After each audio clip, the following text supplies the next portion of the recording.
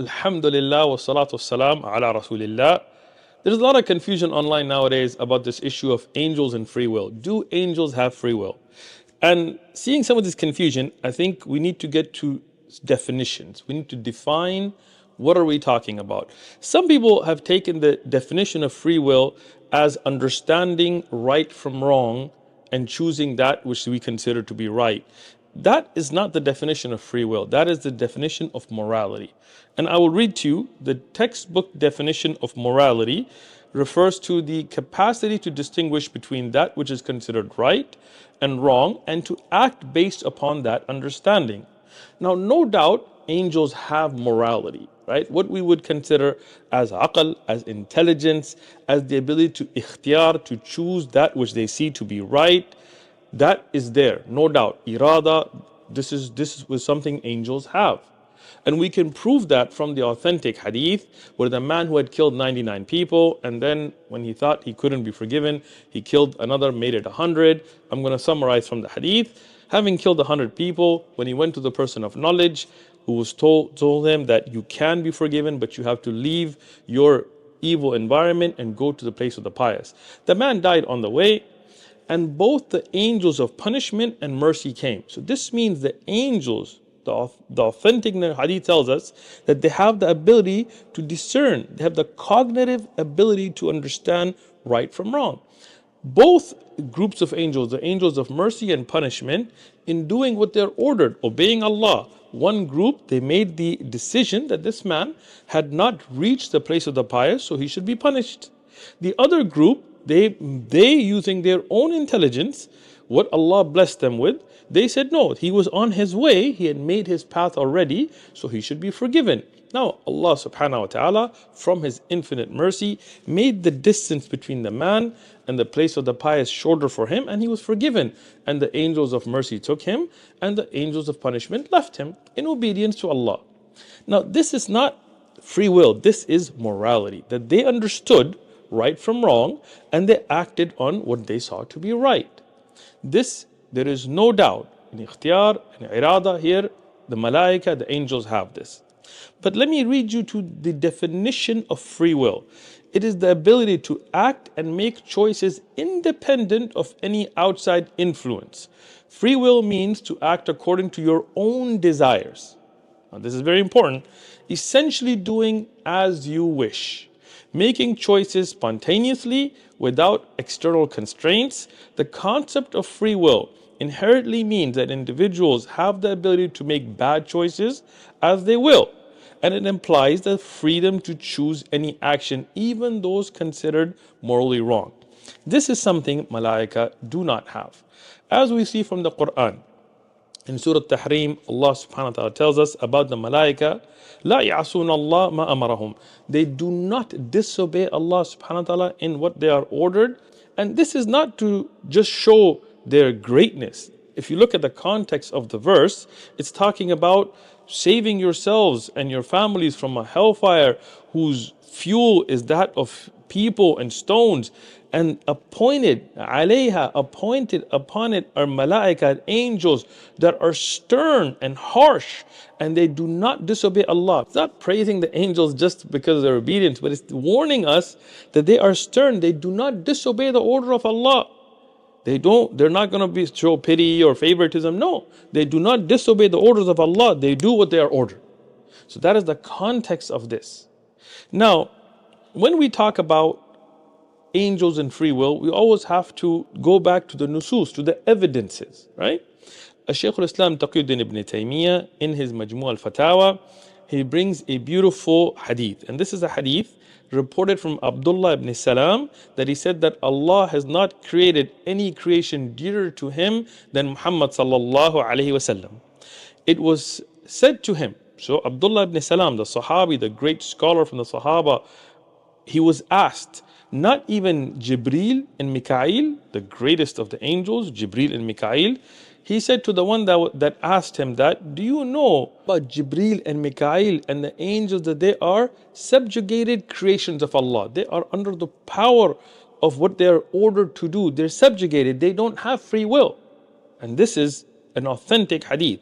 He says, like the sun and the moon. like the sun and the moon. The sun is ordered by Allah to rise, it rises. It cannot disobey Allah. The moon is ordered by Allah subhanahu wa ta'ala to be there, it's there. It worships Allah, it obeys Allah. But it is a creation of Allah subhanahu wa ta'ala that does not disobey Allah subhanahu wa ta'ala. So subjugated creations like the sun and the moon, and Allah has not created anyone dearer than Muhammad sallallahu alayhi wasallam. Now this hadith, Ibn Taymiyyah mentioned in Majmu' al-Fatawa, but I looked it up. It is recorded by Al-Hakim in his Mustadrak, and he graded it to be Sahih. Imam al-Dhahabi, in his checking of Al-Hakim's Mustadrak, he also agreed that it is authentic. In fact, recent scholars like Shu'aib al-Arnoud and Shaykhuna Albani, rahmatullah alayhim, may Allah have mercy on all the great scholars of hadith, they all graded this hadith to be sahih. In fact, Al-Hakim even said that we should consider this hadith to be from the Prophet sallallahu alaihi wasallam, because Abdullah ibn Salam, when he's talking about something from the unseen about the Prophet sallallahu alaihi wasallam, he would have taken this knowledge from the Prophet alayhi salatu wasalam directly. But even if we take this to be a statement of a Sahabi and a scholar from the Sahaba, that is an evidence. And that is why Shaykh Uthman ibn Taymiyyah continues to say that I do not know of anybody from the Sahaba that disagreed with him on this issue.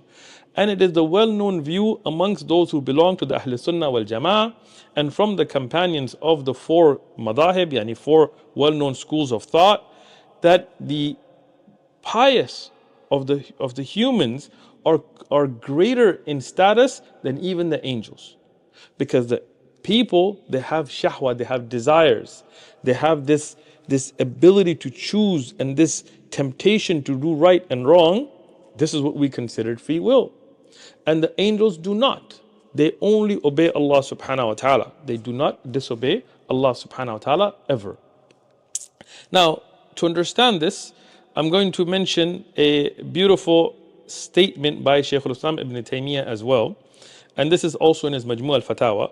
He mentioned this from Abu Bakr Abdul Aziz. Who is Abu Bakr Abdul Aziz? This is the name for Ghulam Khalal, who is one of the great Hanabila, one of the great scholars of the Hanbali madhab from the earlier times, Ghulam Khalal.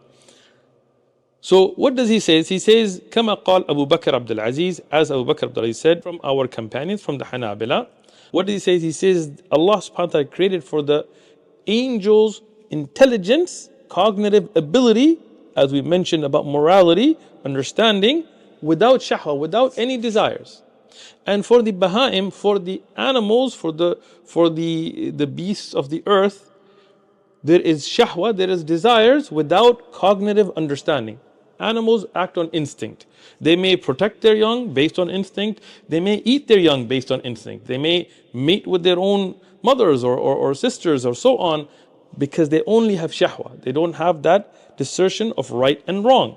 But for the insan, for the human, we have this understanding of aql, we have that intelligence of morality and cognitive ability, but we also have shahwa, we have desire, and we have between this the free will to make those decisions. That's why angels don't have a reward in the hereafter for their obedience. They're already with Allah subhanahu wa ta'ala. But humans and jinn, they will be questioned because they had that free will to choose right and wrong, and at times we chose wrong and we will be punished. Malaika are not punished. And when we choose that which is right, overcoming our desires, then we are rewarded in the hereafter for utilizing our free will correctly by choosing that which is right, and we will be given high statuses in Jannah. And the angels will be serving us in Jannah. Why? Because the angels, they stay at that same place. But humans and jinn, with the ability to choose wrong, when we do not, then we are given that reward. And that is why the pious amongst the humans are greater in status than even the angels, but the disobedient amongst the humans who misuse their free will to choose that which is wrong are worse than even the animals. So we hope from Allah subhanahu wa ta'ala that this is a clarification. When we have this clear hadith from Abdullah ibn Salam, authentic hadith, that angels are subjugated creations of Allah like the sun and the moon, then it is not our place to give our own opinions ahead of those of the Sahaba, the Salaf al-Salihin. And that is what it means to be Salafi, is to follow the Salaf al-Salihin. Wa jazakumullahu khairan. Wassalamu alaikum wa rahmatullahi wa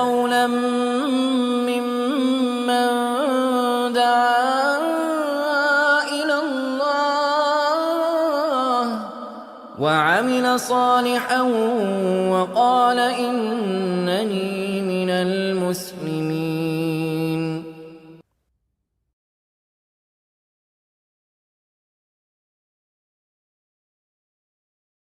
Do you have questions that need answering? Alhamdulillah, great opportunity for you to get your questions answered. A lot of people send us questions on One Message Foundation and it overwhelms us, so we started this channel just for you. Get your answers here, inshallah, by sending an email to shaykhutmanqa@gmail.com. So all one word, Shaykh Uthman QA, no spaces, no dots, no hyphens, nothing like that, @gmail.com.